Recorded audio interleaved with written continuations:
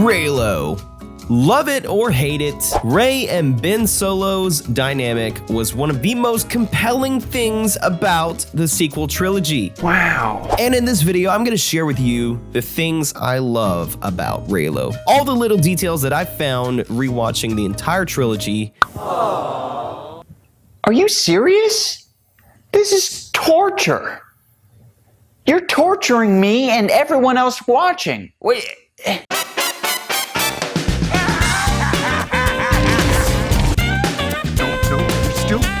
Holding on! Shut up about the sun! Are you not entertained? Now, I will just say, given the fact that I'm covering 3 films worth of material here, this may be more than one video. So let's just kick it off with The Force Awakens and we'll see how far we get. Let's go already!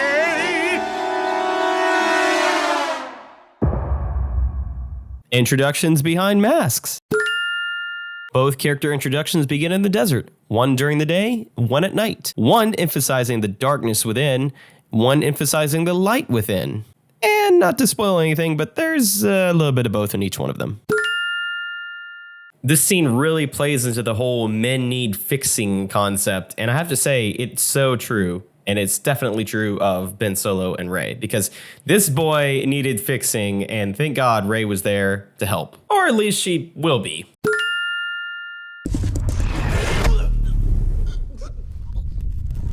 What girl? Has Ben Solo never had a girlfriend before? Because I'm beginning to think he's never had a girlfriend before, because this kind of feels like it. Rey's vision illustrates how Rey and Kylo Ren are both products of abandonment. A lot of objectors to Reylo say that Kylo Ren is guilty of genocide because of this scene. Now, you can say, yeah, he doesn't try to stop it from happening, but it's really hard to tell what's happening under that mask. The thought of even using the weapon, as Hux suggested earlier, made Kylo turn. It made him obviously uncomfortable. Even in the novelization, in the script, it shows that he's not interested in something like this. Notice even how the music is somber as it pans over Kylo. The key thing to remember is in filmmaking, everything is intentional, or at least it should be. Kylo's reaction is difficult to gauge from this shot, so we're reliant on his previous interactions and exterior elements like the music. But even in this shot, Kylo appears to be the only one on his ship who even cares about what's happening. He stands alone in a very real way, and given that it's likely he spent time on Hosnian Prime, where his mother clearly spent a lot of time helping rebuild the New Republic, it's fair to think he had some sort of emotional reaction to its destruction. I think a lot of people really overlook the details of the scene and assume that Kylo Ren is just complicit in the attack, but it turns out, there's a lot more going on here than you might think. Kylo Ren really wants to meet this girl. And who can blame him? She's a really cute scavenger. Stop. In the name of love. Those stormtroopers may have never found the droids they were looking for, but Kylo Ren certainly found the girl he was looking for. Kylo's thinking to himself, okay, be cool, be cool. No one told me she was a full-blown hottie. Kylo remembers that he actually has a job to do, and let's just keep in mind that this is a enemies to lovers trope, which means that they definitely are not friends at first. So this is not really surprising. Sir, resistance fighters. We need more troops. Pull the division out. Forget the droid. We have what we need. Now, this was not the best tactical decision, and we understand why. He obviously saved some troops by withdrawing when he did, but he didn't get his objective, missed out on the droid, and it was returned to the Resistance. And what's worse, he did not get the information he needed out of Rey. Tale as old as time. Sorry. I thought I was watching a different movie for a second. Just realized I forgot. This isn't a fairy tale. It's Star Wars. She is strong with the Force. Untrained, but stronger than she knows. But the girl was all we needed. And this is why Hux thinks he is incompetent. And to be fair, he's got a fair argument against him. Kylo Ren may be a cunning warrior and a skilled fighter pilot, but he's not the best general. Where am I? You're my guest. Be our guest, be our guest. You still want to kill me? That happens when you're being hunted by a creature in a mask. Rey politely explains to Kylo why she isn't instantly attracted to him. The first time we see Kylo without his mask is with Rey. This is really significant. He's not afraid to show his true face to her. He wants her to see the humanity in him. To me, this is yet another callback to Beauty and the Beast. I love how confused Rey looks in this moment. She obviously wasn't expecting a really attractive young man to be under that mask. You. The scavenger. The scavenger comment may be interpreted initially as an insult, but the more I watch this, the more it seems like he's speaking simply out of confusion, out of amazement. Kylo doesn't understand what's special about her, only that she is.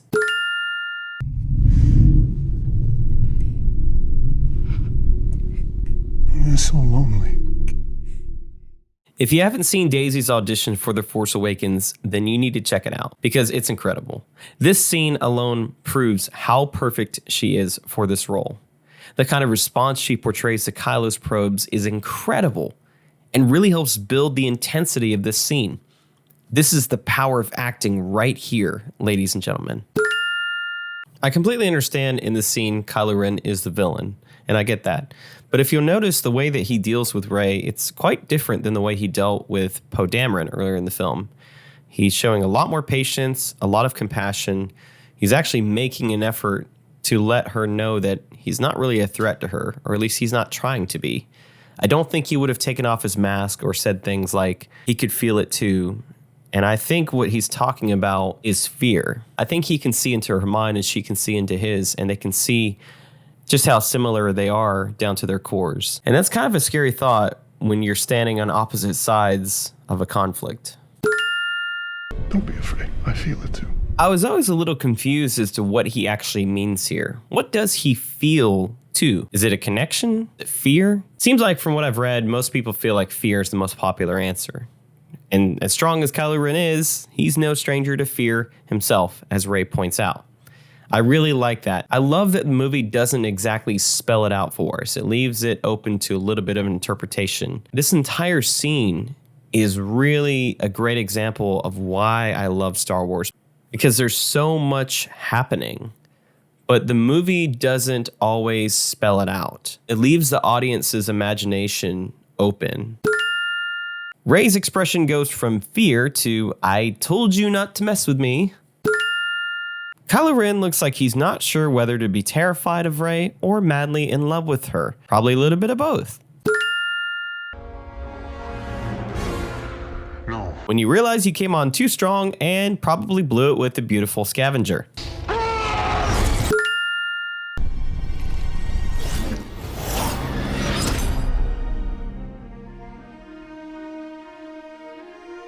Finders keepers.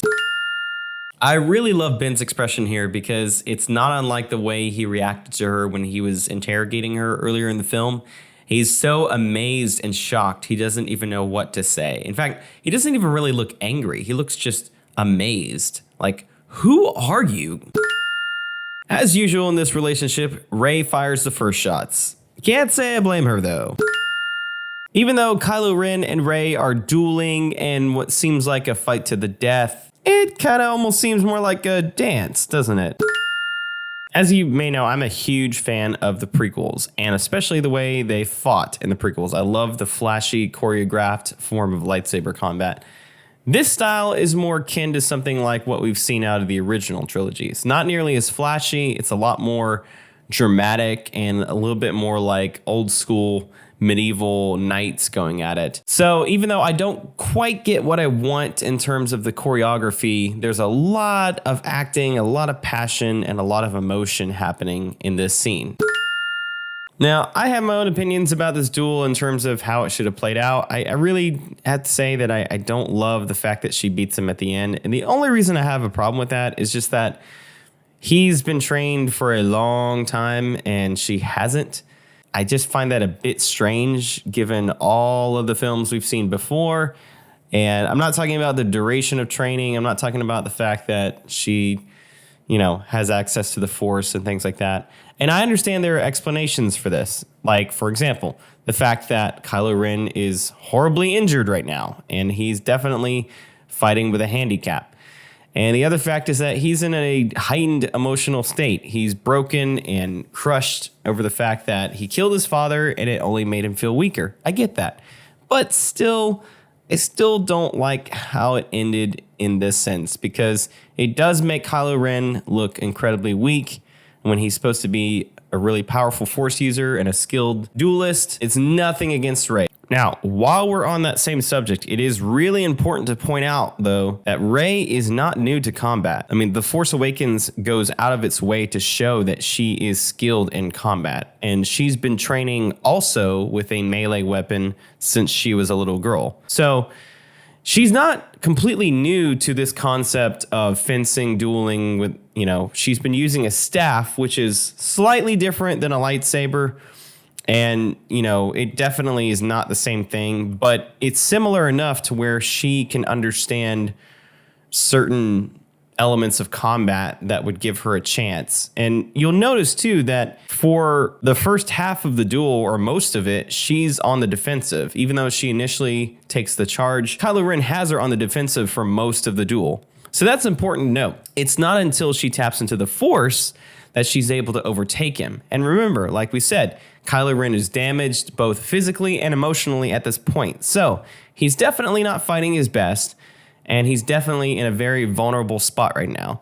So with all of these factors considered, I'm okay with her beating him. I still don't think, even with all of that said, I still would have preferred her maybe not defeating him, or at least bringing it to a draw, because I think it would have left things a little bit more interesting and maybe some more room for a dialogue.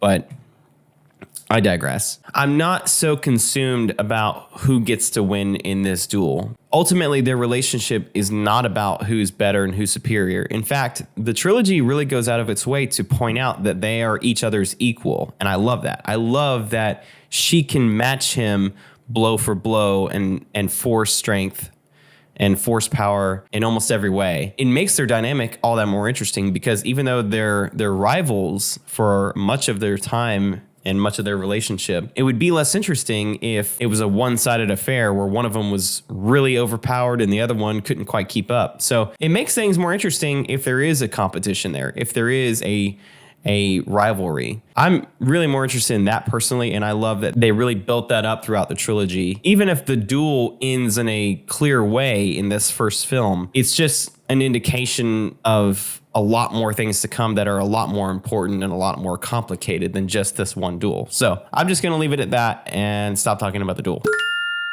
Kylo Ren is polite enough to let Rey charge up her force power so she can whoop his tail. You need a teacher! I could show you the ways of the Force! Kylo Ren tries to enlist Rey to join him, and instead, it backfires and makes her remember, oh yeah, I have the Force too.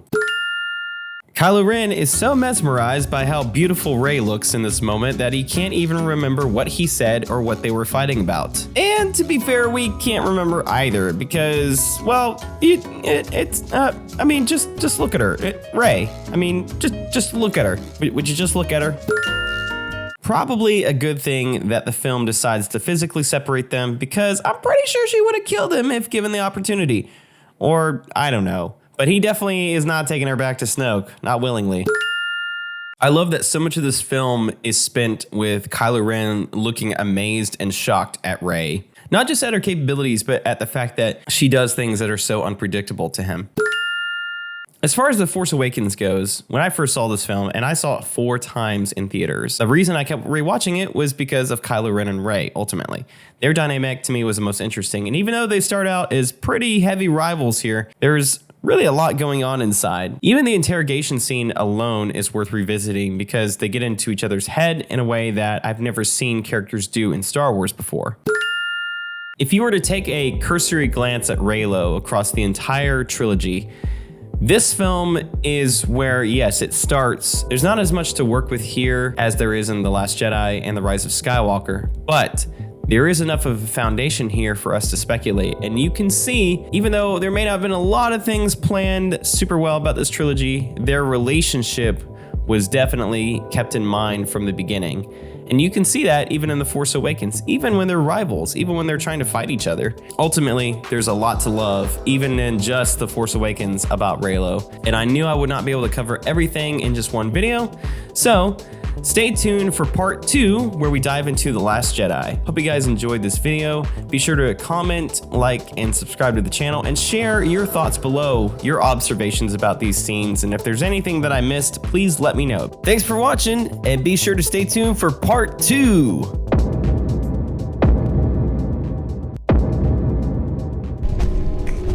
The girl I've heard so much about.